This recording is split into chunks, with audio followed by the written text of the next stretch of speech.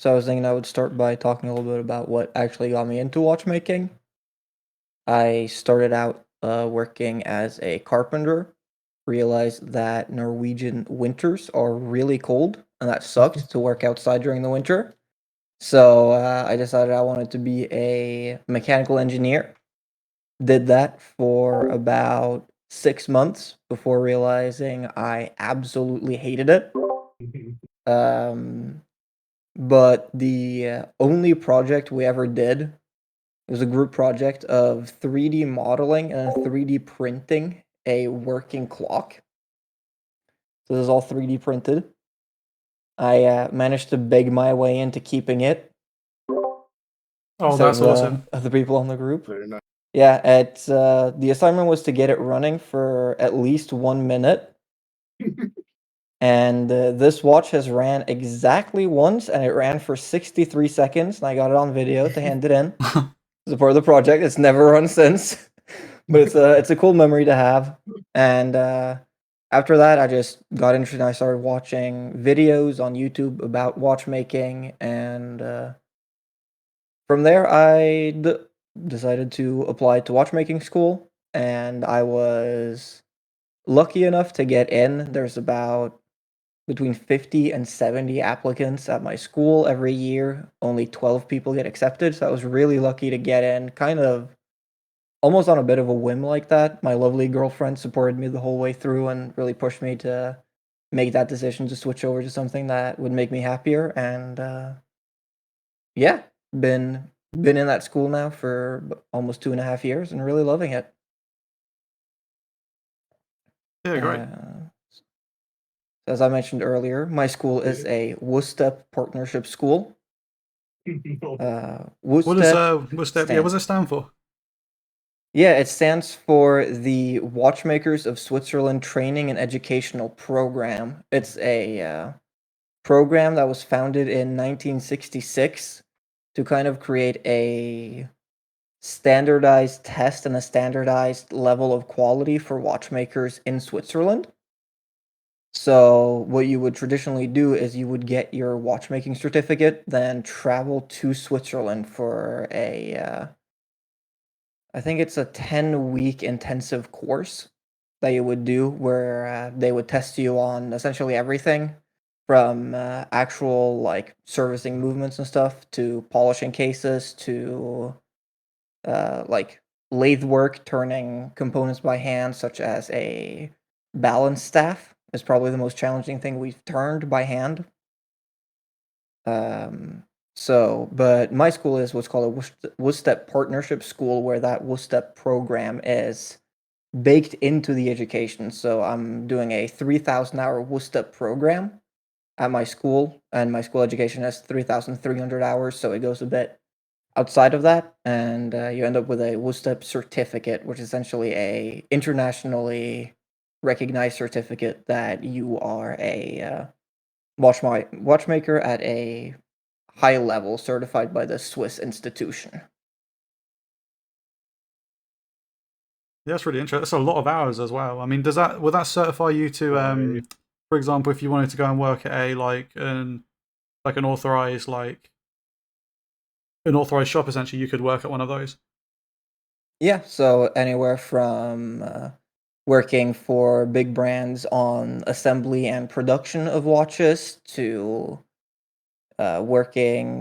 creating your own watches, working in certified workshops, so like certified service centers, working in stores with service centers attached to them, which is what I find the most fun, all the way to starting your own business in watchmaking, which is what I hope to do one day.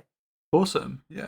Can I just quickly remind everyone watching, if you like want to participate, like Q&A or anything like that, ask any questions, feel free to just put them in chat and we'll answer them as it goes by. We'll have a bit at the end where everyone can answer any that they want to do, but you can earn a ticket towards the giveaways if you ask a question as well. So to be honest with you, it's worth asking a question. So do some googling or think while I can put them in chat.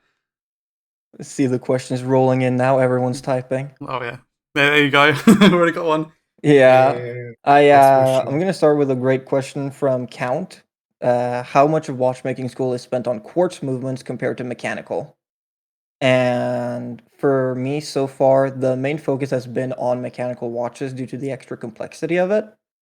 We spend about 3 weeks in the second year of school working on quartz watches, learning about how to measure on the circuit board, make sure everything is good to go, servicing them, the differences in quartz watches compared to mechanical watches. And then a quartz watch will also be on my final exam. So starting after Christmas, most of my school will just be practice towards my final exam. So I'll be putting in more work there, but they're a lot simpler to work on, and I guess the bar for just swapping out parts is a lot lower. So about 2 to 3 weeks is spent on quartz watches. Yeah. Obviously, they're And then probably most of them my more similar than automatics, I guess. yeah, it's there are slight differences, but also in the real world later on, most of the time, if you have a quartz watch that is broken, you will just change out the movement instead of servicing it because the labor cost of servicing the movement is oftentimes higher than the cost of just buying a new one. Okay, yeah. Similar to like an electric car or something then. Yeah, like you probably just like switch Like the out the battery battery or rather than try yeah, to yeah. repair the battery. But it's important to know about, and there are cases where you have to service it if there's like affectional value and the customer doesn't want to change out the movement, or if it is a movement that you can't get a hold of anymore. Yeah, yeah. That makes sense. And then my favorite brand to work on from Solaire. So far, I've mostly worked on ETA movements, but I have been lucky enough to work on some Rolex movements, and I will say they have been really nice to work on. The Rolex 3135, which is in a lot of Datejusts and Submariners, a little bit of an older movement. I also worked on Cole's watch, his Rolex, which was really nice to work on, and yeah, I would probably say so far the movement that I've liked working on the most is probably Rolex. They're just a joy to work on. Everything just fits together right, and there's no like little moments of this doesn't feel quite right. Everything's just right. It's really nice to work on. Brilliant. Raul, what's your favorite? Mine. I'm coming from working on less Swiss watches. Worked more on Russian and Eastern European watches. I've worked on ETA movements, both quartz and mechanical, but I think uh, the easiest one I've serviced was Raketa because they are very uh, easy to work. The tolerances are very good to practice watchmaking on because they they weren't meant to be the biggest of precision, but they let you learn. They let you do mistakes and easily repair them compared to ETA movements or higher grade like Breguet, AP. So a big starting watch to work on is to really learn stuff is watches with Russian move. Uh, Again, the best one I've worked on was a Raketa. Mechanical, it was a H2609. There are variants with date or date complications, but the train of wheels and the things that manage the train of wheels very easily work. So yeah, that would be my best watch I've worked on. The easiest watch I've served. All right, I think we have someone who actually wants to come speak. So, should we bring Zoro up and see what he has to say? Yeah, I'll bring. I I've yeah. First, I've seen Schmidt's question. What's the viability of surf learning and what resources can I use to learn them? So for this very question, brought a book that helped me very much. I think you guys, or you Quiggster, might know this book. I hope. See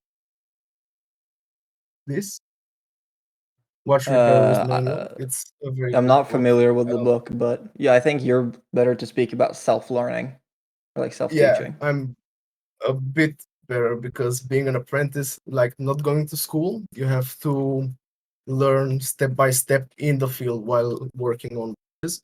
And this book actually starts with presenting the watch movement. You know, oh, start. I hope this fixed my light. So as you can see, it starts with introducing anyone and everyone to the movement, their ins and outs, what each component is called, and after this, it starts explaining each of the subparts, sub pieces of each movement and how it works, step by step, learning all the way through. In the back has a rubric of troubleshooting where if you can see it presents some problems usually faced by watchmakers with causes and corrections, which you can learn step by step, so you're not thrown into the fire from the start. So you have something to rely on. It teaches you to uh, find problems, to find solutions, and to make your own tool. And I think it's very important for a beginner. Yeah, definitely maintaining your tools properly are super Yeah. important in order to do quality work. I would also like to mention watchfix.com. It's has different courses that you can take, all the way from like you know nothing about watches. I haven't taken any of the courses, but I've heard they're a very useful resource for getting started. Sounds good. Yeah. I think some watch YouTubers might the ones that do step by step disassemblies and service. You can learn a lot from that because many of the movements are similar, and you can gather information and insight by watching them. Yeah, agreed. Yeah. Um, Definitely. right. So I'm gonna put in Zorro because wait, does Zorro want to speak? Zorro, if you want to speak, then put your hand up again. Is he in here? His hand should still be up. I don't know if I can bring him up. 1 I second. don't think I can. Yeah, Send yes, another request. Sorry.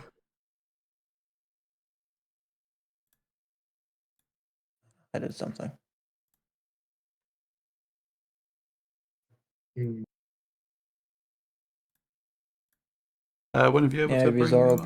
put your hand down and put it back up, maybe. Yeah. Yeah. There we go. There we There go. we Guys, go. can you hear me? Yeah. Can Hey, you, thanks yeah, for yeah, having me, guys. I That's all right. appreciate it. So I got a two-part question. Forgive me if you guys have already spoken upon this, but first question is, can you guys recommend a good toolkit for, a basic person who's trying to start out learning to disassemble watches? And my second question is, what kind of experiences have you guys gone through with um the Chinese market trying to fake watches? What are some good overall general things to look at when it comes to verifying whether a watch is truly authentic or not? Thanks. Yeah, great okay. questions. I think I'll let Raul definitely handle the watch kit since I got Yeah. mine through my school and it was like a $4,000 kit. Definitely not something to do for just starting out as a hobby. Raul So I seemed think very he might have excited when better that question ideas was about asked. that. Yeah. Yeah, he did. So I have all my tools. So all my tools are beginner tools because we are on a budget and not everyone has like 250 euros to pay for a Bergeron kit or for for a Horotech. So, first and foremost, the most important tools are your drivers. Here I have an anchor kit. It has 2, 4, 6, 8, 9 screwdrivers. This base also, the version one. Yeah, the Horotech ones are super Yeah. nice, super expensive, but definitely worth the Yeah. price if you're gonna do it professionally. Yeah. So these ones, the big plus on these ones, they fit the Bergeron tips, screwdriver tips, because if you can see, it has a screw. You can take the tip out and fit a new one. Inside of here, in the base, you have spares. I don't know if you can see that. A little cap. This cap unscrews, and you have many tips to choose from. If one breaks, you wear it out. This is the most. I mean, it's 40 bucks, not even 35. Anchor pretty much makes them very cheap and in a good price to performance. The next thing I want to talk about that are very important, take these oilers out, are hand set remover hands. I mean, I think you can call them screwdrivers. No? They have the tip on them is like a fork, so you can take off the hands very easily. And these, in my opinion, are better than the hold up, the Presto tools, because you have more leverage on this, and you can actually feel when the hands pop off the minute and hour wheel. Next thing that is very important for me is this tool. It's this tool, also to take the bracelet off to get the spring bars out. It's a very cheap tools from Anchor. Also, these are from Anchor. Well, if you can see, and Yeah, the hand remover levers. yeah. For cleaning the watch, you can do. I use Neofalina, but this is in Romanian, and I don't know how the solution is called somewhere else. I don't know how you call it or how it's called in English, but here we use Neofalina. It's pretty cheap. It's not oily, so it doesn't leave oil on the movement while you clean it, and it cleans everything pretty good. Another essential tool is a cheapo knife, but I don't recommend using this. You might as well just go buy a Bergeron or a Victronics or a Elba, I think they are called, or the Horotech ones. These don't last.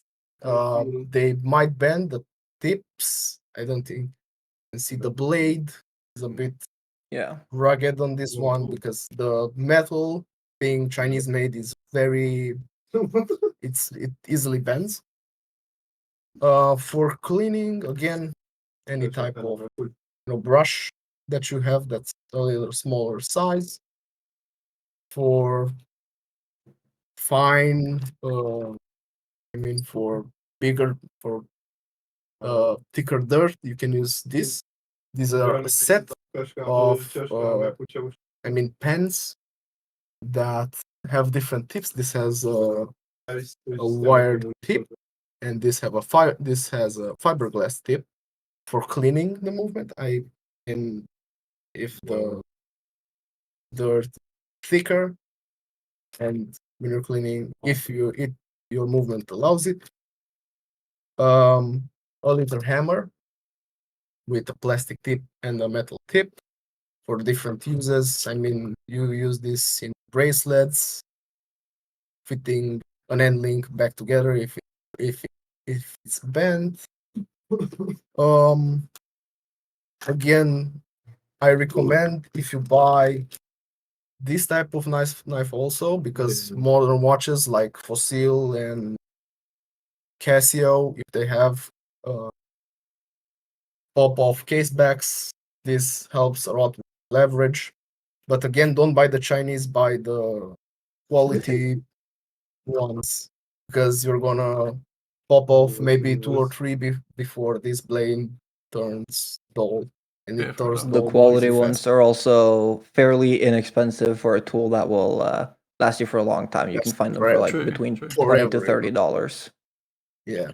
Another one as well, guys. Just a quick question that's been asked here is, what about the cleaning the movement parts? What would be the cheapest option? Clean them by hand is the cheapest option, because if you buy a machine, that's that's not cheap. I mean, a cleaning machine from Elba, it's starting at about $500, and with that machine, you need many types of detergents. I don't know how you call it. It's different Yeah, like solution. cleaning solutions, Cleaning and they can solutions, go all yeah. the way up to like tens of thousands of dollars, like $10,000. Yeah. You get those like jewelry They can cleaner be ones. I'm really not sure what they're expensive. called. Don't they use like electrolysis or something? You put it in like a basket. Ultrasonic cleaners. Yeah, ultrasonic. Yeah. Ultrasonic.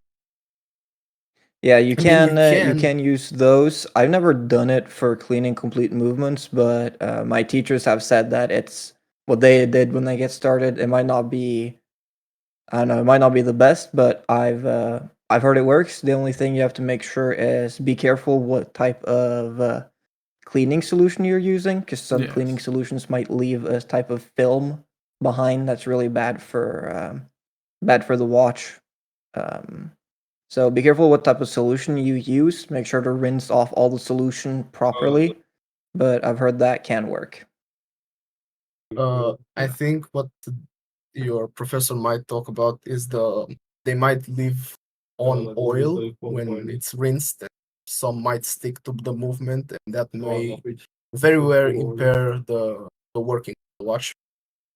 Yeah, not Another good. one of the most important tools you're gonna need are tweezers. I have a lot of them, but I mean you can use type 3. Let's see. Type 3 is, or type 3C is very much used for a thin point. They are used for, from getting the screws out of the movement to getting bridges off, and most importantly, the bridge that holds the balance. Because you don't want to jitter your hand. If you drop it, bye bye. Not very good. Bye bye, Yeah. movement. Yeah. Another tool that it's inexpensive is from from Bergeron. It's an ESD free. It's plastic, or I mean carbon fiber tweezer. I use this to take off the dial if I need to take it out a bit of force. If the movement is really old and the dial is stuck to the movement, you might these or the date disc. Must be nerve wracking doing that. You think it could snap or Yeah. something? Yeah. Yeah, you need to be really careful, and you cannot just use one of these metal tweezers because you might scratch the dial. Date disc. Don't. Another Worst important place one, to have and a this for scratch. me. Yeah, exactly. Yeah. Another important tweezer for me is this one. It's a D type or a K type. I think it's D type. It's used for cutting, and if you have a stem that's broken off and you don't have the space to put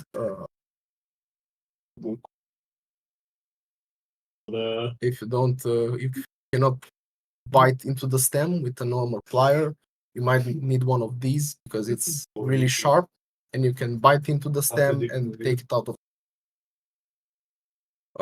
Besides this, you might need, if you want to adventure into the world, balance wheel and balance wheel springs. I have here a 4SA type, which is very thin. I mean, it has a thin tip for working on the balance spring and putting the spring onto the arbor. But I think if you're in the beginning phase, you should concentrate on the type 3, get the type 3 for every day. You need to cut, repair a stem, and if you want to refit the hands on the movement, I have an anchor kit here. I don't recommend this one. If you want something good, there are some other ones not from Anchor because this one really didn't do a great job. You might put a bit of money and get the Horotech ones because they're much higher quality and forever. Or you can get press like this, which has many tips. They're out right now in a bag in my toolbox because the tips might spill everywhere. And it's just put the movement here, either like this or in a movement holder, and press the hands with this.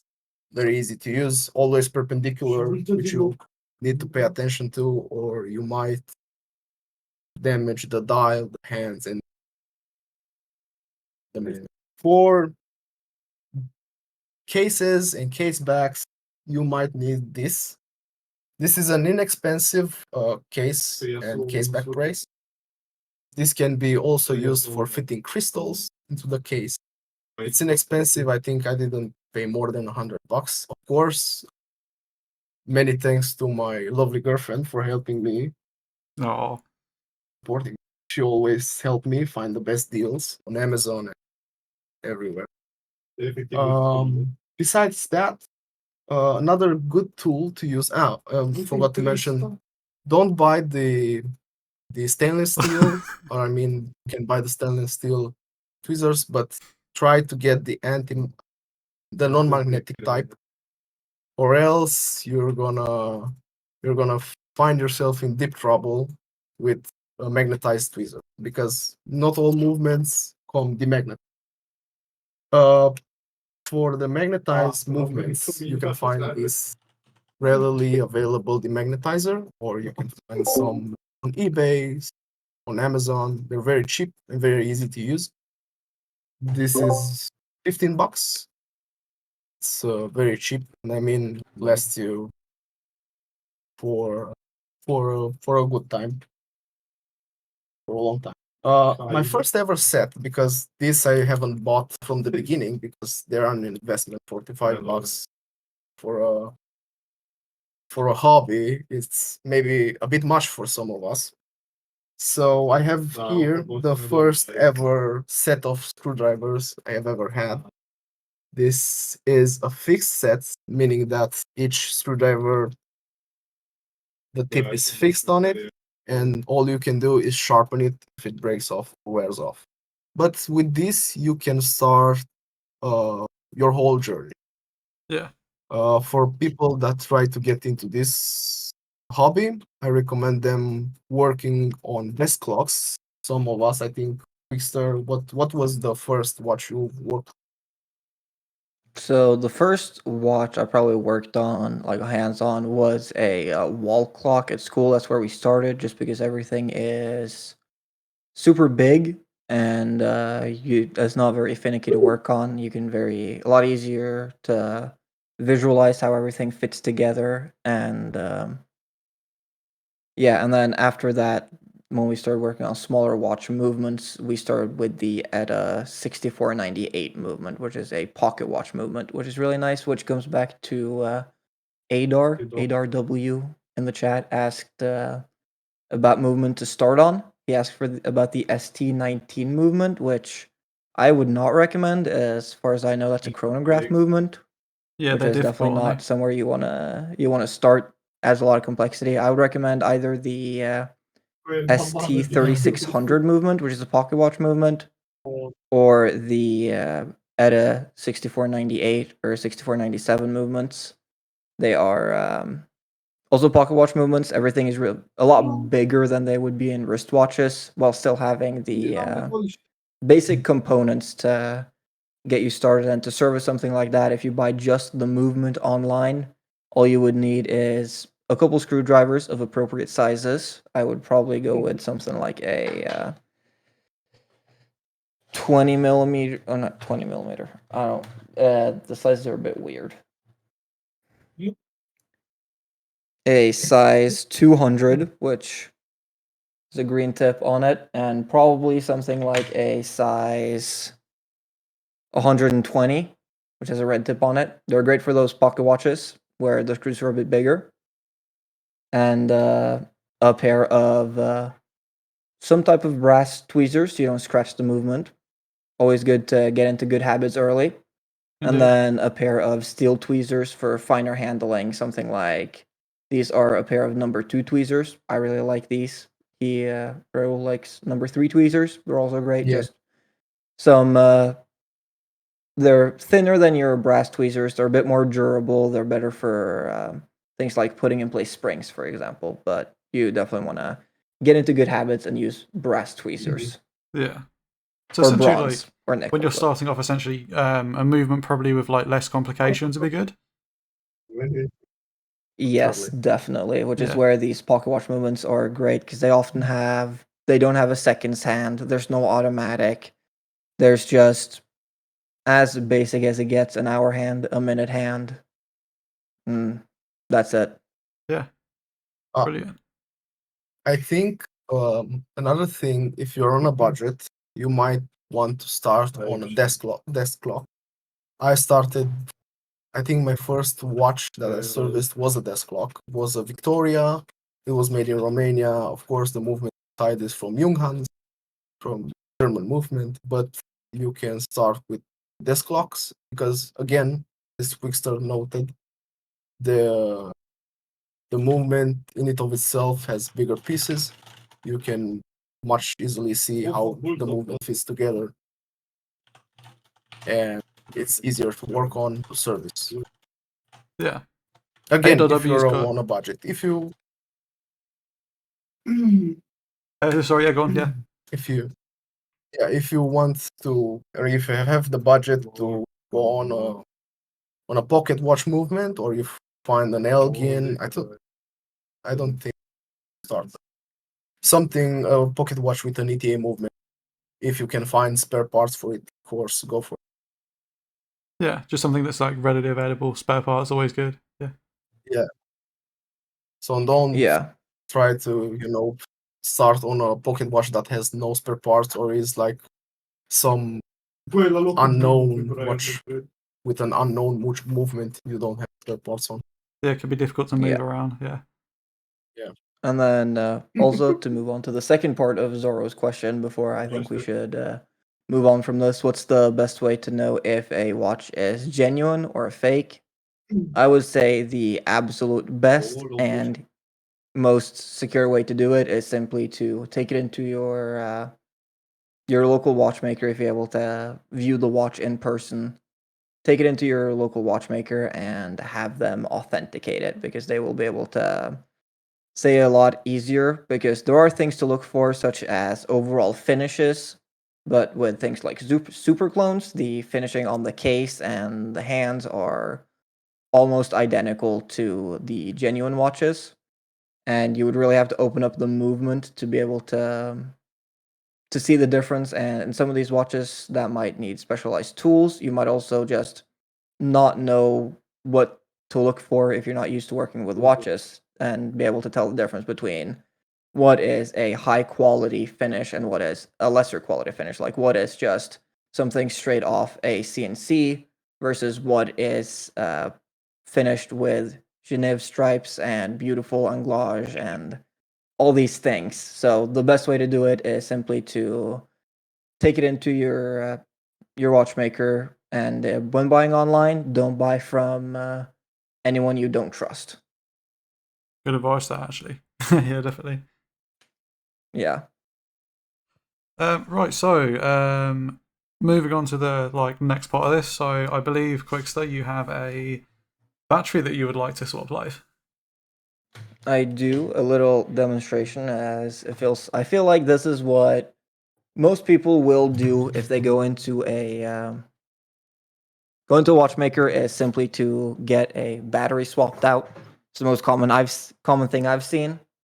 So I thought I would show that and talk a bit about what actually happens when you get your battery swapped. So here is this is my watch. It is a quartz chronograph. So I'll also go over how to set and reset the chronograph hands on a watch. Very good. So the first thing you would do is open up the case back. Usually you wouldn't bother taking the bracelet off. It is a bit in the way, but it's just so much faster to work around it than to take it off. I can put the camera a bit higher, sure. Maybe that's better. Yeah. It's a lot faster to just work around it, but I'm going to take it off so you can actually see what's going on in here. And can you guys still hear me if I do this? Yeah, fine, we can hear. Yeah. One other thing Adar Yeah, asked earlier is, so- what would you do watchmaking for a living again if you had the choice to go back? Absolutely. Yeah. I Yeah. have not regretted this. I absolutely fall in love with it. I have, thank you, Zorro. I have, absolutely fallen in love with it. Yeah, you guys seem So really the passionate easiest about it, way which to is great. open, the easiest way to open it up, you have on this one there are spring bars here in the clasp. There's also the spring bars over here by the lugs. I find it easier to take it off over here by the clasps, so I'm going to do that. Use my spring bar tool. I got the fancy Bergeron ones. Absolutely not necessary. You can buy the cheaper ones for these. Very posh. Yes, very much so. Here is an issue that you might encounter as a watchmaker. I'm going to switch glasses so you can see what I'm doing. Can you guys see with the light on? Yeah, it still looks good, yeah.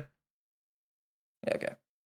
So something that happened here is I opened it up and the spring bar absolutely fell apart. Sometimes that happens.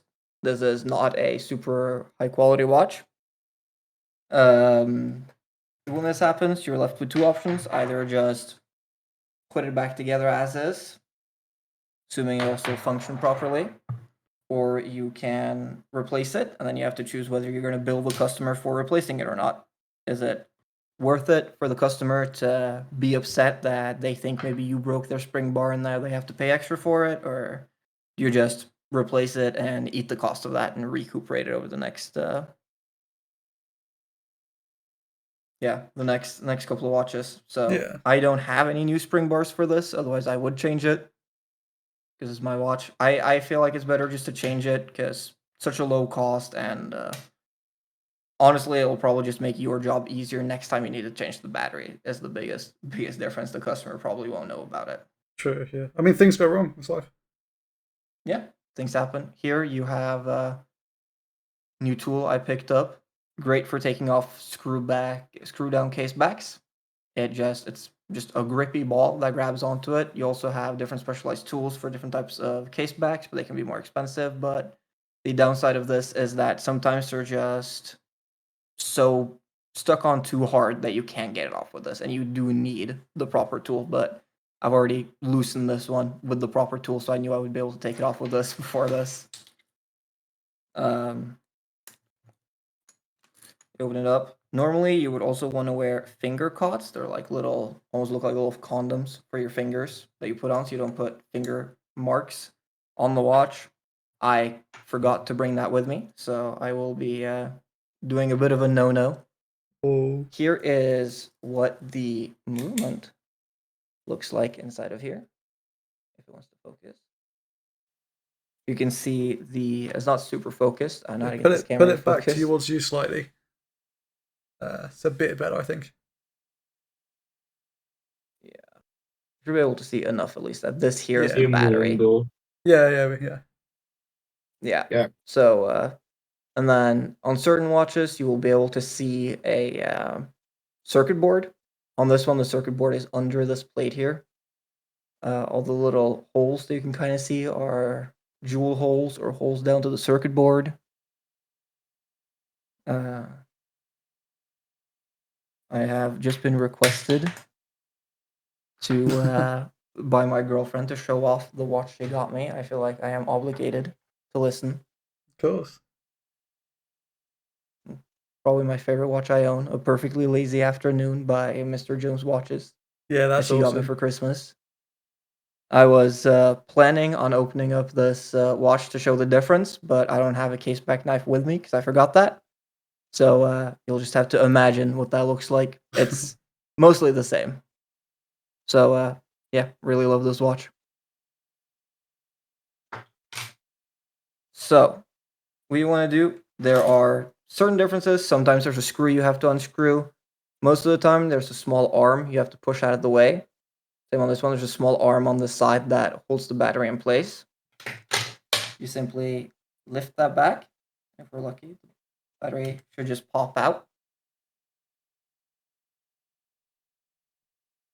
When choosing batteries, would it is there like a difference in quality between batteries that you can buy? Like, are there batteries that would last longer or like be more power efficient? So it's not really about the battery lasting longer due to environmental regulations. In the Okay. past, you would be able to buy batteries that would last for like 10 years, but they were just super toxic to the environment, so you can't get them anymore, at least not in the EU. I don't know if it's different in the US. But a typical battery will last for about 2 years, and the biggest difference in quality for your batteries is cheaper.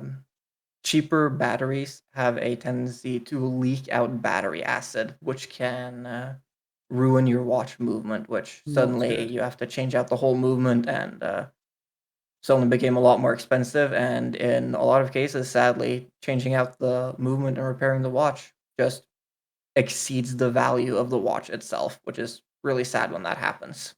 And you Yeah. can't get someone, someone comes in with a watch they paid $200 for, $150 for, you can't get them to spend $300 on fixing it. Yeah, it doesn't make economical sense. I mean, so essentially, just the moral of the story is spend the tiny bit extra and get a better quality battery.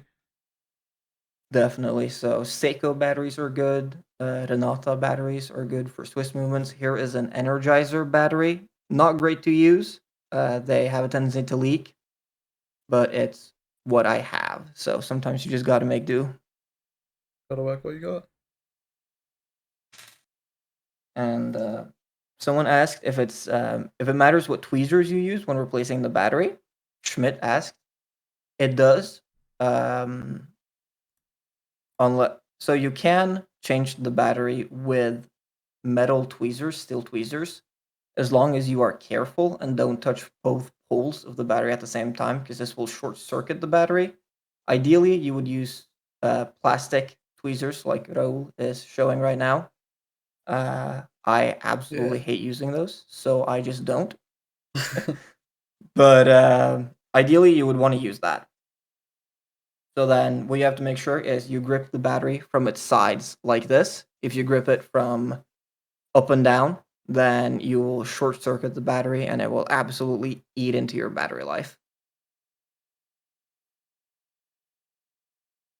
So it's slightly different on every watch, how to replace the battery, but for different models.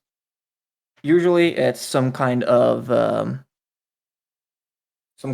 on one side that's stuck in place, then a arm on the other side with a little finger like this that you can spring out, that you can pull out with your tweezers, and the battery pops out, or you can pull it out. And when putting it back in, you simply slide the battery in and push it down. Let me see if I can do this.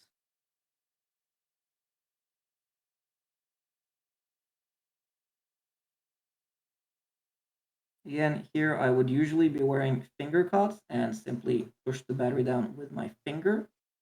I feel like that's the easiest, best way to do it. But of course I forgot those, so if I can do this. There we go. Put the battery down. Always make sure that the watch starts. After you've done this, you can see the sub dial there is the seconds. Starts up. Then you want to put so on certain watches as well, you have to connect 2 points on the circuit board in order to reset the circuit board on the watch. And you have to do that with metal tweezers, of course, because the plastic ones aren't conductive. I don't believe there is anywhere I need to do that on this, as far as I know. No. The most of the watches that you need to do that for are analog digital watches, those that combine the two display types. Oh, interesting. Yeah. So, yeah. It can also happen on certain chronograph quartz watches. We'll also need it. Which is what I did on this watch. Here is the case back with a little rubber gasket. Some places will actually lubricate this gasket for you. A lot of places won't because it's just extra time. I did it at school. It's a little puck. I think Raul is about to show what that looks like. Yeah, it looks like a little hockey puck almost that you open up, and there's foam inside that you apply lubricant to. Yes, and then you like twist it, don't you? Yeah, you twist it back and forth, and that Yeah. both cleans and lubricates the gasket.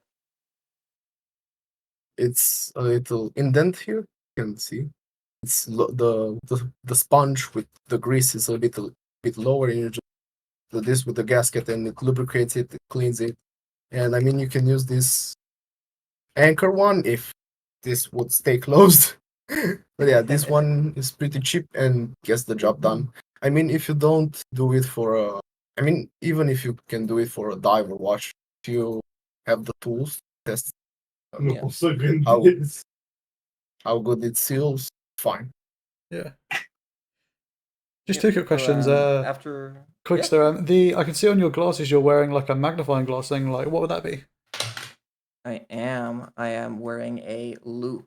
So this, you have different loops of different magnification. A lot of the time it is attached to a wire that you wear around your head, but I wear glasses, so I have mine that I just attach to my glasses. Raul is showing a typical loop wire. Very nifty. Is that the loop? Yep, and there's the loop. I've cut mine off to fit with my glasses. And this one magnifies it about, I don't know how much, but certainly what it does is it's magnification, so you can see what you're doing better because a lot of components are simply just very small and difficult to work on otherwise. And you will have different loops of different magnification for different things. So you would want a loop with a lower magnification for general handling and servicing. But then for something like when you're oiling the watch, you would want a loop with a lot higher of a magnification or even a microscope, but microscopes are a lot more expensive. Yeah. And the reason why you don't want to use the super high magnification ones all the time is because you have to get so close. Like I have a 10 times loop, and the focal length of that is 1 inch. So I have to have my loop 1 inch away from what I'm working on, which makes it hard to get tools in there. So you wouldn't want to do that for just general working on it. Yeah, so and different. That Sax guy in chat said a normal working loop is 4 times magnification. This is a focal length of 2.5 inches. I think that is 4 times magnification, probably something around there. Yeah, so different magnifications for different jobs, basically. Yeah, exactly. And you can get the job done with one loop. Schmidt asked in the chat. Probably a 4 times magnification focal length of around 2 inches. Like this one. So, yes, there we go. Yeah, something like that. So, yeah, but then obviously as you want to do higher quality work, you need to see what you're doing better. And at that point, you want higher magnification to be able to see better. So, yeah, next up, after your watchmaker has changed your battery, they will, any good watchmaker at least, will set your watch for you, just so you don't have to do it. When setting your watch, it is important to bring it, let's see if I can do this, reversed like this. You want to bring it all the way past 12 if it is a watch with a date window. That way you know what side of the date change you are on. It is very important to not change. If you have a watch with a quick set date, it is very important not to change the date when the watch is what's called the danger zone. The danger zone is usually around 12 midnight. The watch, inside you have a date wheel, which is what displays your date. You have a little wheel with almost like an arm on it that slowly spins around and grabs onto the date wheel to push it forward when it goes past 12. If you use your quick set function around 12 midnight, you can actually break off that spring. And in certain watches, it can be really expensive to fix just because it can be hard to source the parts for that. So a good rule of thumb is don't use your quick change for your date unless both of the hands on the watch are below the horizon. So below 6 or below 3 and 9 is a very easy way. So just both hands in the lower half of the watch, you are safe to change it. So for me right now, it's super close to midnight. So I need to do my quick set first and then change set the actual time. Yeah, so basically just today's move the hands forward until you're a safe distance essentially away. Yeah. Make sure you're a safe distance, because that can be like for old Certina watches. A very typical fault on Certina is that little finger essentially breaks off, and you can't source those parts, so it's going to cost the watchmaker like $100 or over $100 just to get that one little wheel, which means that you as the customer, you're probably paying closer to $200 plus labor just for that one little part. Yeah, that's a lot. I mean, I know my watch, I've got a Tudor Black Bay GMT, and I believe when they were first released in, was it 2018, they had a lot of issues with the date wheel where people were getting their dates stuck. Yeah. That's been And fixed here's what now. you can see. I think you can see it. It doesn't really show up. Right now, since I'm so close to 12, I am between two dates. Because it's so close to 12, it's 5 minutes to 12 right now. It is in the process of changing over the date, so you definitely do not want to quick set the date when it's like that. And then to set the chronograph hands on the watch, it's usually some combination of pulling out the crown either to the date change setting or the hand change setting, and then pressing or holding one or both of the chronograph pushers. It's a little bit different for every watch, depending on the movement. You can usually see it by pulling it out. You can see how this subdial here right now, when I press this pusher, it moves. This is essentially me changing where it will reset to once I reset the chronograph. This is usually you can hold them down to make them just spin around. I don't know why I couldn't for this one. Usually a lot of this information as well would be found, if you bought the watch new, for example, would be in the watch manual. Yes. Although you can always Google it if you bought the watch Here you secondhand. can see here, I'm holding it down. You can see the big chronograph. The center second chronograph hand going around. You can kind There of we see go. it Yeah. going around. So you want to make sure that is reset back to 0. That way when you reset your chronograph isn't starting 5 seconds ahead where it's supposed to. That's just really annoying. So mine is good except for my chronograph minute hand. So I believe I will fix that by switching to my date change window.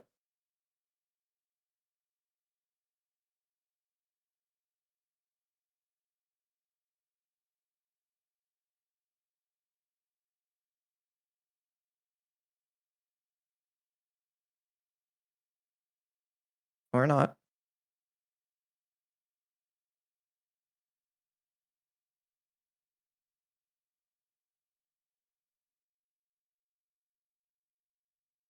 Yeah, essentially there's you can also, if you have a watch and your chronograph hands are not where they're supposed to be when you reset it, probably the easiest way is just Google how to do it. There's like tutorials for general how to do it. There's tutorials for probably pretty much every chronograph movement on how to do it. Yeah. Make sure that is nice and good. And then finally, you want to put the bracelet back on. My spring bar is a bit broken. So I'm thinking maybe I will let Raul answer some of the questions in chat while I try to get this back Try to fix together. it, yeah. Yeah. Yeah, I can send you some spares. I have spares around. I have them Maybe at some school. I spares just fingers. don't have them here. Yeah. So let's see. Another thing I wanted to add, if you're on a budget and want to have to open your case back, if it's screw down, try to stay away from these kind case openers. These are, if you can see, the bits that bite into the case back are rounded off. Stay away from these because you very might will slip and scratch the case back. Try to go for something like this. It's still an anchor case back opener. You can see the fangs are very squared and fit into, I mean, they fitted into every case pad. So just a quick thing I want to say. Let's see some questions here. Does anyone have any questions? Yeah, if see. not, I'll Any- ask one quickly. With sort of coming back to what we were doing before is like what makes watches waterproof? yeah, this is a long discussion, but Yeah. well, Well, it'd be like the main main thing, things the that would main keep a watch thing, waterproof. Yeah. the main thing is gaskets. Gaskets keep the water away from your movement inside and inside of your watch. I will show on my tag heuer. No, it's an aqua racer. It's rated for 300 meters. So there are about 2 or 3, depending on the watch, gaskets that are very important. First of all is the case back. On the case back, as my colleague Quiggster has shown that there is a gasket on the case back. There is one on the crystal, I mean around the crystal. There is the crystal, the gasket, and the case itself. Practically, the crystal presses against the gasket. The gasket also presses against the case, such that forms a near perfect seal. And the third one is on the crown. Some chronographs might have gaskets or pushers, but this one is not a chronograph, it's a normal watch date, and it only has a crown. Inside there is a tube. If I can screw it a bit, you can see. So you can see the crown popped up. There is a tube that goes inside the crown, and at the end of the crown there is a gasket that presses against the tube such that does not let water. These are the main parts that make a Quiggster might let us know how a waterproof watch tester works if he would like to Yeah, definitely. I will tell also just us. mention, as some of you might have seen, I was just crawling around on my floor. It is something you are going to do a lot as a watchmaker because you drop tiny parts that are really hard to see. And since my spring bar is broken, one of the ends of my spring bar flew away because there's a pretty strong spring in there, and it's somewhere on my floor under my PC. So having a grey So, carpet would be a nightmare, basically. Like a grey carpet would probably be your Yeah. worst nightmare. Yeah, so in watchmaking shops, it's actually really important what type of ware you have to give you a chance of finding those parts, and also to make sure to work in a nice and clean environment, both so there's no, mainly so you don't get any dust from the air into the watches, but also so that if you do drop a part, you should hopefully be able to find it. And yeah, so that's something you're going to be doing a lot as a watchmaker. Flashlight is a great tool Another for finding them. And UV flashlight, if you drop a jewel, a cap, you can find it more easily with UV light. Another thing that Ah, I've seen here, and I don't Yes, know if also. I've seen it anywhere else, shops. We took something from our jeweler. There is like a piece of cloth that you clamp onto the table and sits on your lap, such that if a piece falls off the table or a spring goes flying, there's a cloth on your legs that might catch it. And that's the first place we look at when I drop piece. Watch a cap jewel, God forbid an Inca block spring. Those fly away very easily and don't cannot see it on your floor.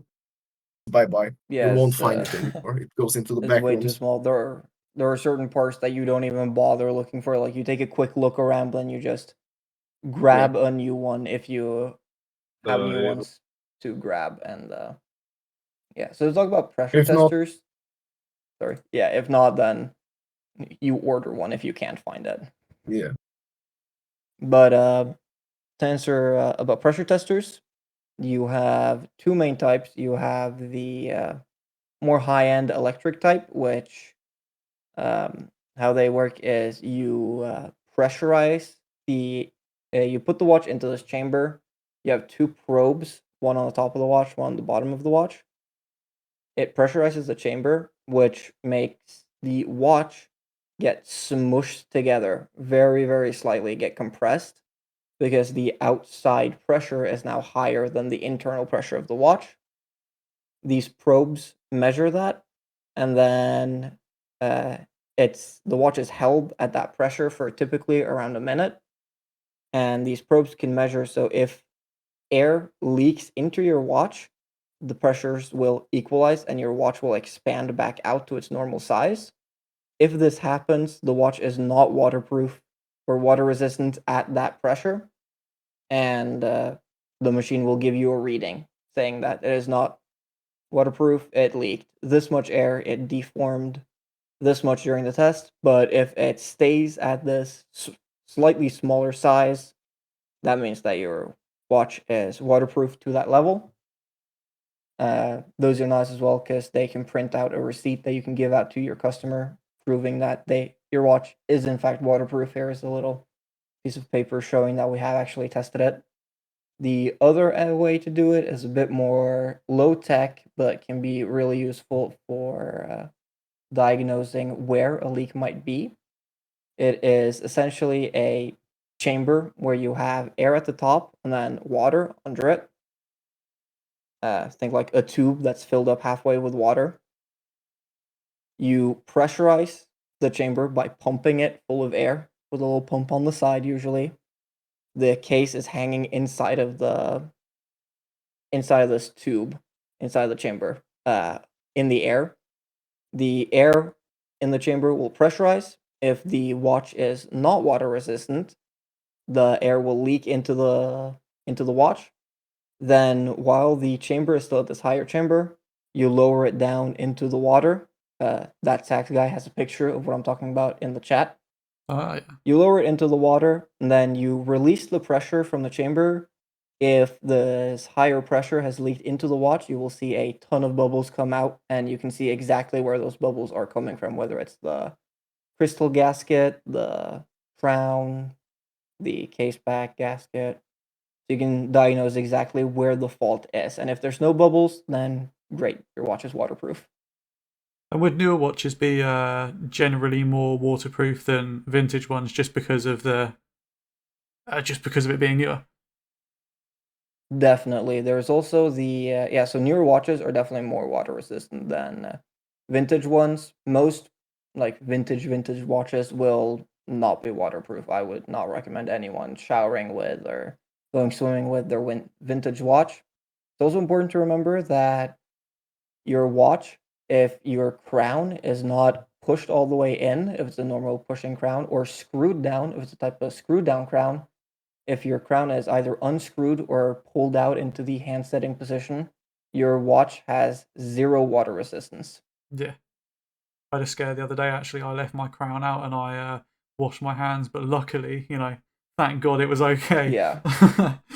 But yeah, just be very Yeah, careful. there's also the degradation of rubber that goes on. So older gaskets will, instead of being a nice soft rubber, they'll turn into essentially plastic, and they lose a lot of their efficiency. And as that Sax guy also pointed out, for the testing that you do with water, you do that without the movement inside, because if it isn't waterproof and you have the movement still inside, then suddenly your movement is full of water, and that's obviously really bad.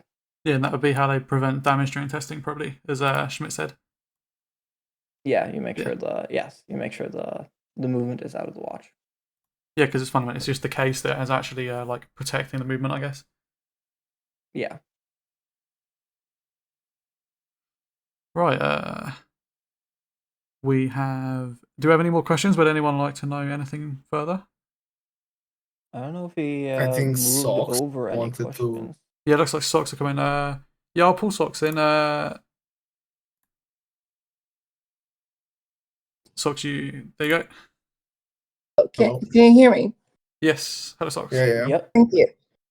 Thank you, and thank you for that wonderful explanation. I joined in late, but it seems like you're doing some great work as always, guys. But so I'm a fan of vintage watches, especially vintage divers watches, and I've been curious. So I've been looking more and more into getting into quote unquote waterproofing my old watches. Like I've only pretty much done the back gaskets because those are easiest. Like I'm not good enough to get the crystal out and stuff like that yet.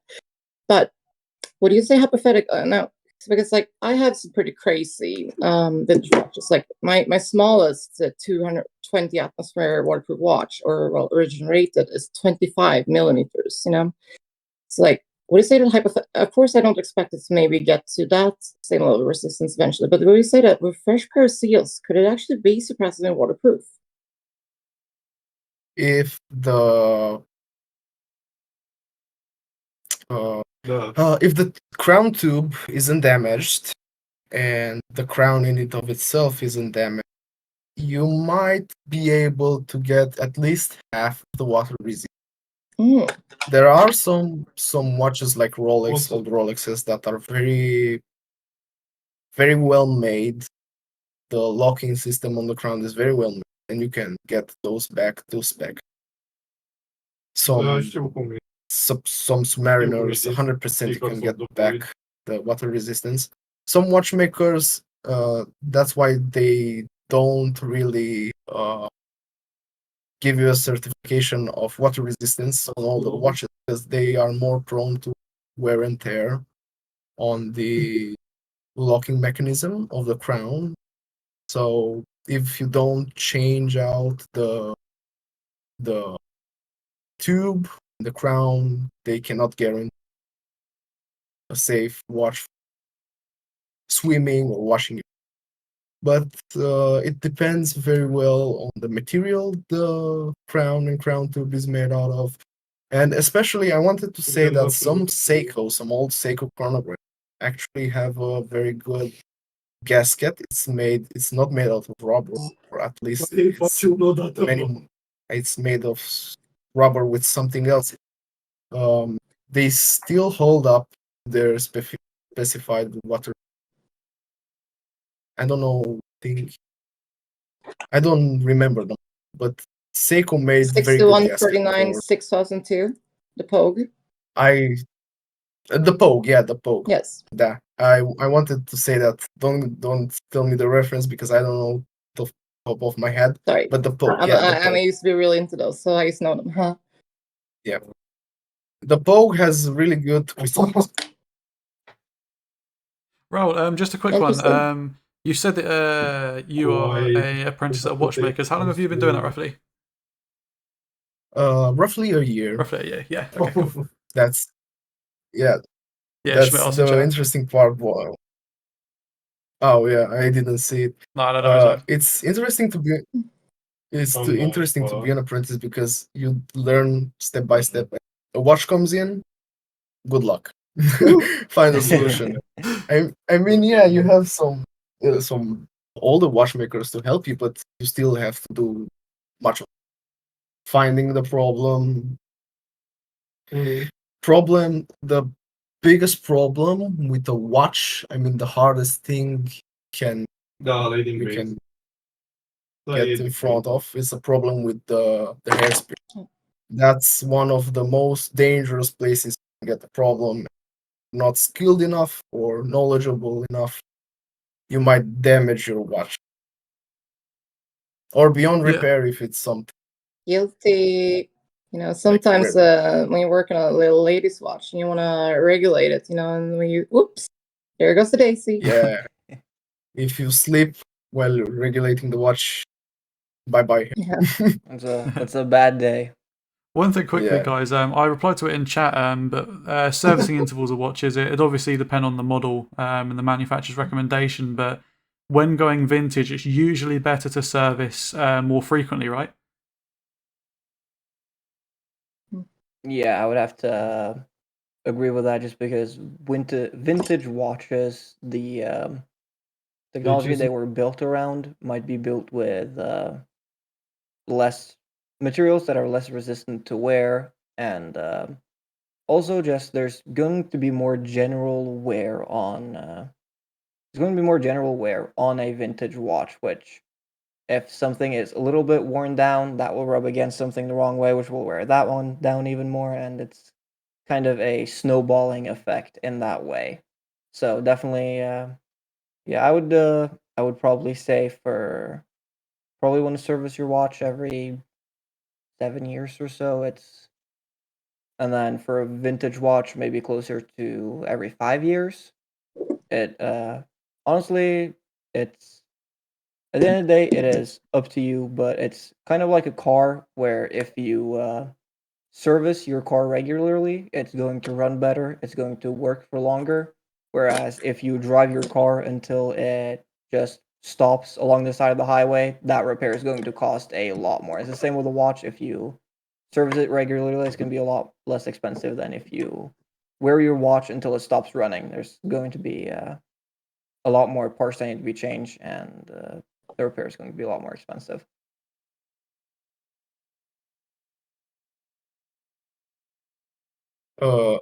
Another thing that you need to take into account is the joule number.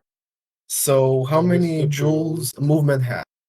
Because if a watch lacks joules, some important places, some wheels are going to get eaten. Because metal on metal, as you might know, causes problems. One thing actually, have- Outlook has just put in a thing. You said joules. Some people obviously might not know what a joule is, and they might think it would be, I don't know, for example, the rating of energy, or maybe quite literally a joule. Like, what would you guys define as like a joule for people that don't know? So A he is joule. pulling it up right now. Essentially, what it is, Yeah. it is usually traditionally in the past it was rubies. Now it is lab grown sapphires. So it is like the same stuff you might have jewels on a ring made out of. It is lab grown sapphires. The reason why we use those is because they are extremely hard and extremely resistant to wear. And it is like a piece of sapphire, a round piece of sapphire, like a little pancake with a hole in it where the axle or the staff of the wheels go through. And it is very resistant to wear. Whereas if you have metal on metal, as that starts to break down, the metal particles will get stuck in the oil, and the oil, instead of lubricating, will now essentially work as a type of sandpaper, and it will It just says, get if worse it's and worse. okay, look, since I'm a fan of vintage and vintage watches, they used to always, you know, on the dial, they used to say like 17 joules, 21 joules, 25. Yeah. I've even seen 77. And what was brand? What's that? What Titoni. Yeah, but a lot of those were decorative. But like, so I have a lot of say ETA 25, 20, 51 and 2872s, I believe. Those are the men's ones, and the first one is the ladies' ones. And they came in different grades. Like most of the ones in the American market, because of tariffs, were 17 joules, but like they came in 21 and 25 joule version. For some Tudor used the 25 joule version. do you think that in the same movement, do you really think it makes a big difference? So practically the jewel is like a ball bearing for your wheel, and I've seen jewels for for the barrel spring, for the center wheel, and the more places you have jewels, the less places you have problematic staffs in the future, because staffs wearing down will be a big impediment to the move. I don't, for some reason, I cannot find a jewel right now. I have a And quick I question. know for sure. Yeah. In the same vein of jewels, I think maybe it would be a good. Go. Now could be a good opportunity. To maybe also explain the difference between a regular pivot jewel versus a capped jewel, and where you would typically see a cap jewel in a shock setting used versus just a regular pivot jewel. Quiggster, I think you can go on. Yeah. Yeah, Well, I find so traditionally you would just see what would be a bearing jewel. I'm trying to find some good pictures of watch jewels to post in the chat. You can see I the have kind of purpley, almost like a wine red little bearings there. Those are the jewels. So here you can see some jewels being oiled. The top one are a bearing jewel, and the bottom one are a cap jewel. These don't have any shock proof mechanism. They're cap bearing jewels, but some of them shock protection, like dia shock or. Thank you for asking my questions. How do I get down into the audience again, please? I'm sorry, I'm new to this. I'll move you. I'll move I you, Socks. believe Thank you for someone coming should be able up. to move you. Thank you. Down. Thank you very much. All right, and then here is a bearing jewel is essentially just a jewel with a circle in it that the staff sticks out of. The staff is the axle, like a piece of metal that the actual wheel is set onto. And then here, I just posted in the chat. This is what it might look like with a cap jewel. This is with a shock protection on it, which essentially means that if you drop it on the ground, the jewel is less likely to shatter into a million pieces, and instead it can spring. It has a little bit of spring and has a little bit of give due to that spring at the top. And you would traditionally find those at, like, capped jewels, you would traditionally find on the balance. On almost all watches, you will find them at the balance. And in some watches, you will find them for the escape wheel. I believe certain models probably use them for even more wheels than that, but I've only really seen them used for. I've never seen a watch without it on the balance. And then you will sometimes also see it for the escape wheel. And a big part of the difference, I suppose, is I believe cap jewels might be able to hold the lubricant better. I'm honestly not sure. And then, yeah, for wheels with really delicate staffs that can break off easily, you can have this kind of springiness in the cap jewels. A little bit of give, which is if you drop it, it's less likely to snap off and completely stop your watch from working. It's more likely to be able to take a bit of an impact without breaking. I would say that's the biggest difference. So I have actually, first thing you will see also is a watch without spring, without any dia shock or block. This is usually found in very cheap movements. This is an EB 8800. It has a cap jewel, which is like screwed down from underneath, and you can find these more or less like movements without shock protection on the balance wheel in older pocket watches or very old wrist watches. I was gonna say, I think a lot of pocket watches lack the shock protection because they're kind of before that era. And speaking of shock protection, you mentioned Diashock. I know there's Inca Block, and I think there's some other different manufacturer names for it. In your experience, do you have a preference or an opinion of which company kind of does the best with their solution for shock setting? So, from what I believe, there isn't a huge difference in the level of protection it offers. Again, I'm more used to working with Swiss movements. There might be like, some really cheap Chinese movement is probably going to offer less protection, but the ones I'm most used to working with are um, Inca Block, which is very standard. Um, it's very easy to remove the jewels for cleaning and lubrication. You have Duofix, which Rolex uses. Also, pretty easy to remove the jewels for lubrication, and it's a bit easier to change out that very thin spring if it breaks than it is on an Inca block. If it breaks on Inca block, it's quite a bit of work to change it.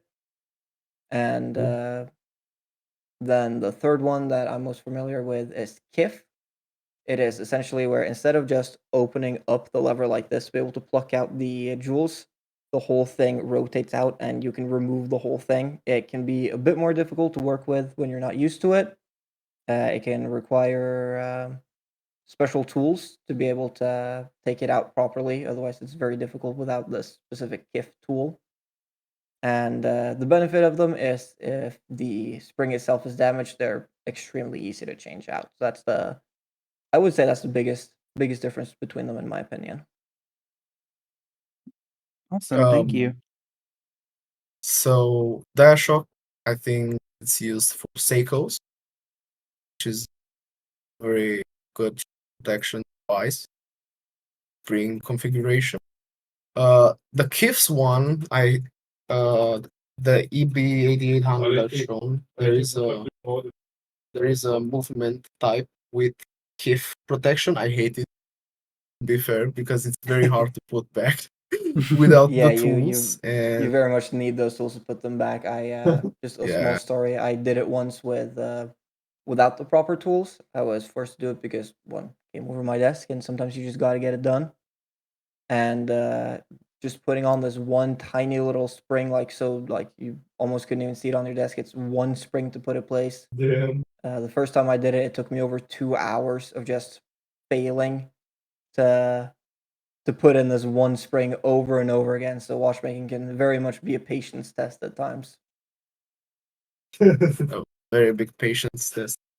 The KIFs one are the worst to put back. You can do it with two tweezers. Like in case scenario. The best case scenario is with a tool. The easiest to put back are Inca blocks and Diashocks because they come above, they latch part of the metal of the ridge, the balance wheel, and you just put them back, bring two hard prongs of it into a designed space, and that's it's very easy to work. Yeah. There was a question earlier. I would also like to mention. Oh, sorry. Yeah, go on. Yeah. Sorry. That there are certain cap jewels that are actually screwed down. So it's the cap jewel and then a small ring over it, and then there's absolutely tiny screws on the sides of those rings. They can be a bit of a pain. You'll see them mostly on older watches, but those also are also a thing. But those have no shock protection, I'm pretty sure. Yeah. One thing here, guys, is that this kind of test your confidence here. Is Ellis, sorry, Eli Peace, or I can't pronounce it. Whatever his name is, said Ellipsoid. Ellipsoid. If he were to give you the patent, would you be able to be capable of making the Bugatti watch? I mean, making it just from billets of raw materials, I would have to say probably not, unless you yeah. also give me like $10 million worth of tools and 40 years of experience along with the patent. Assembling it, could probably get that done. It's just a matter of might take a couple days, but yeah, no, probably could not create that watch and design that watch from scratch, but would with enough time would probably be able to assemble it. Yeah, indeed. Right, are there any more questions, guys? I mean, at this point, I'd like to kind of like thank both of you as well, just because it's been great having two watchmakers come along, and also it's nice to have two watchmakers from different experiences as well, like coming out from a different perspective. Yeah, it's been a ton of fun being here. I mean, this is watchmaking is something I'm really passionate about, and it's always fun to talk about it if you're interested in asking questions. Or I try to post pictures of the stuff I'm doing and learning about. Mostly post in the watchmaking channel on here. You'll see me quite often in there posting pictures of the stuff I'm doing at school. Indeed, I love seeing Yeah. it. I love seeing it. One Yeah, I question. saw you were doing some Sorry, David. hairspring work this week. Yeah, I'm. It's an 8-week course on the mainspring, or not the mainspring, the hairspring. Sorry, the smallest, most delicate, most tricky part of the watch to work on, because the slightest imperfection will make the watch not run correctly. It is kind of like it's almost like the heart of the watch. Yeah.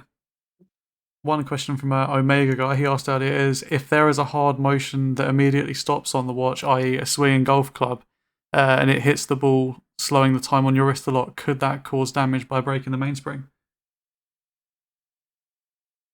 So I wouldn't say it would cause damage by breaking the mainspring. The mainspring is pretty big and pretty tough. It can there's quite a lot of force in there, but it is actually uh, golfing is something that can definitely break watches due to the extreme high forces of the impact. It's very high forces in that small moment, and it's not very uncommon to have that snap off the staffs on different wheels. So there are actually watches specifically designed to be able to withstand those forces of golf. Yeah. Barbara has asked, I mean, Quig, you've answered this sort of when giving your introduction, but for anyone that's new coming along, have you both thought of building your own watches?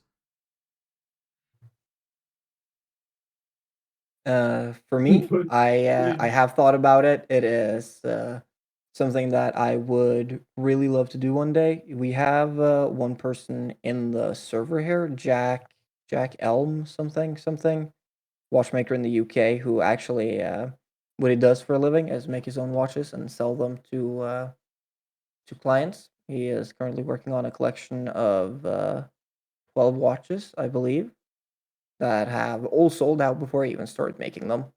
I don't think he's in here right now, but you'll see him sometimes. He is. It is something I really want to do one day, just to be able to have a watch that I can say I handmade every single component of it. That would be awesome to do, but I don't think it's something that I'm going to do as an income stream, just because it is such a large amount of work, and it might take like, you know, a year to make a watch. And Yeah. the hardest part, I think, is to outsource the case. Besides the movement bridges, is the hardest, because you don't have a 5-axis CNC, no chance. I mean, Yeah. you can do it by hand, but it will take a month to finish up to standard. Actually, wear. Another thing I wanted to say about this watch broke playing golf. I think most probably some of the jewels broke, shattered, or even the balance detached from the airbag. But if you don't show us a movement, I don't think we can say about it. Just looking at that sax guy fit in. That does not look good. Yeah, you sometimes you will see that. I also say learning how to repair a hairspring, very important part of that is you are going to ruin a lot of them. Yeah. Mm. Right, so I think to be honest with you guys, like that has been it's been an absolutely great talk. It's been a pleasure having both of you on. And really, guys, this is the first kind of event that we've kind of hosted that I've put on anyway. So if you guys have any feedback, please DM me about it. We'll definitely take it into consideration for next time. The only real thing I have to say is thank you very much, guys. And I mean, I'm going to be hanging around in the other voice chats for a while. So if any of you want to, chat or whatever, then we're going to be here. If you have any more questions, but yeah, Of course. Thank you for having us. yeah, of course. First and foremost, been a pleasure Yeah. to talk, and we do this because we love the community. While I was starting, I would have loved to have someone to talk to actually troubleshoot watches. We hope to do this for you guys to Yeah, thank contribute you. to this community. Thank you Yeah. for Chef for arranging it. Thank you for everyone for thank you to everyone for showing For up, EQD. for asking great questions, for listening to us ramble about watches for an hour and a half. It's been a blast, and I hope we can do it again some other time. Exactly. Yeah. Yeah, 100%. absolutely. course. And coming from I'll speak on behalf of the server as, me, Cole, and Simple, the owners of the server, we really do appreciate you guys helping Chef out and kind of making this event come together. We really appreciate everyone who's participated. Don't worry, we'll go back and we'll make sure everyone gets your tickets for participating. So this month is a really big month for us. Now that we've hit that 1,000 member mark,